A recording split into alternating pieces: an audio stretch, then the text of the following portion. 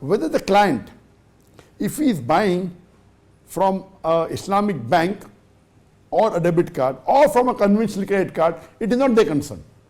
For example, I am a doctor and I treat a patient, and the patient is working in a haram company, he is working in a bank, he is a banker, his money is haram. But I am giving service as a doctor and I am charging him fees, $100 US, he is paying me 100, his money is haram, but for me it's halal. So similarly, someone is using halal method to pay, as long as your company is halal, it's permitted. But if you are working for a payment gateway which is haram, which is based on interest, there are certain banks which have got payment gateways.